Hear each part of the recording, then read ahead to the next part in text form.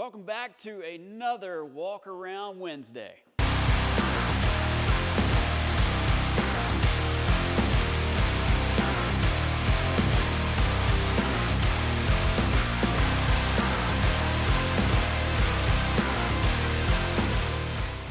So this week our walk around is going to be the Demon. And the reason we're doing the Demon is, well, it's the last day it's going to be here. The car's all finished up. We did our payoff today, so Sunday, make sure to tune in to the channel and watch the payoff where we do some driving shots, the dyno run, some big nasty burnouts, and man, she's a lot of fun. But anyway, let's walk around. I'll show you what she's all about. So overall, just a good looking car right out of the gate. Love the color, love the black stripes. So David actually bought this car at Meekum. So we didn't do any exterior work, no body or paint. Like you see it is pretty much how it is. We did do the Hellcat, the drivetrain swap, we did the suspension, and we did the interior in this one. Under the car, you can see we've got a new fuel tank. We've got a Ford 9-inch with a Yukon center section, 325 gears for just good cruising drivability. We've got a 4-link and coilovers going under the car. We've got 3-inch stainless MagnaFlow exhaust. You can see the number 10 fuel lines. Tubular control arms up front along with coilovers there as well, so she handles really good. And I mean, you can see by the stance, she sits mean, nice low aggressive look, really has that muscle car feel. Moving on to the interior, we didn't want to change a ton, but we did just want to update the way it looks. So we've got 4 TMI bucket seats, which you can see they actually fit the car really well. We just built new brackets to mount those in there. We've got the stock headliner. For the dash and the gauges behind the Hellcat, we're running Autometer digital gauges. I actually ended up really liking those.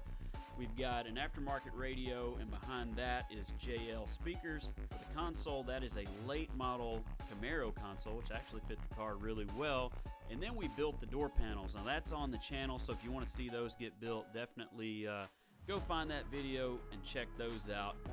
Now for what I know all you guys want to see, because let's face it, this is the best part of this project, is what is under this hood. And if we can ever get under there, I'll show it to you. So this is a Hellcat engine. Now this engine is actually built to a 426, so she's healthy. The owner of this car had it in his Charger before it got crashed, and he's not the one that crashed it, but when you've got almost 900 to the wheels, you know, it can be easy to do. He was on E85 and running a lot of boost. We're now on pump gas, not quite as much boost, but we are running a smaller pulley.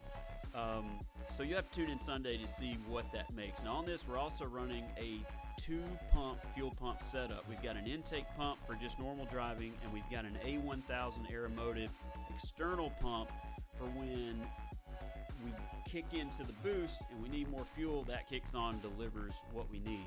Obviously got new radiator, new fans, everything under here is new, and if you sit and look long enough, you can see a lot of little details.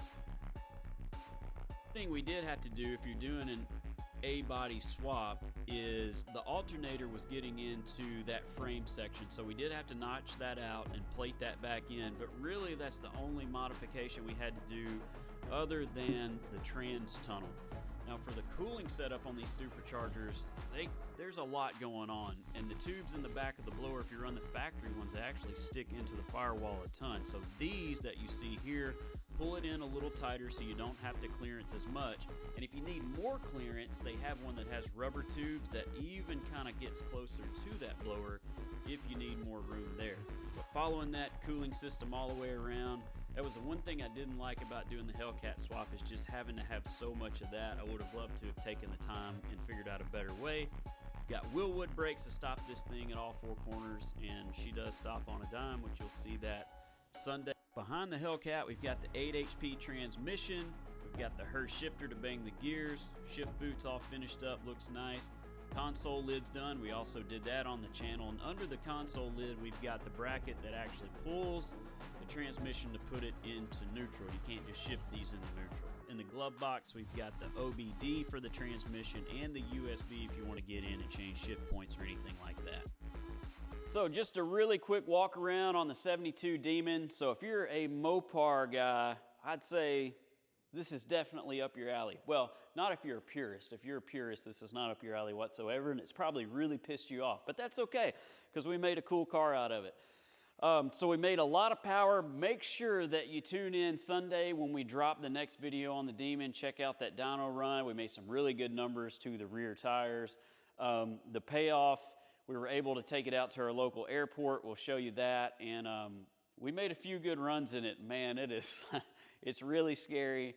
Really fun car to drive. Somebody's going to have a blast with it. But also, it's probably going to go to auction. So if this is a car you like, you're interested in it, hey, make sure to keep your eyes on it because it might go down the block very soon. Also, if you need any shirts,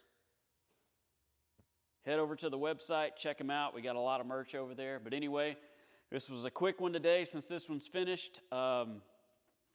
See you next time.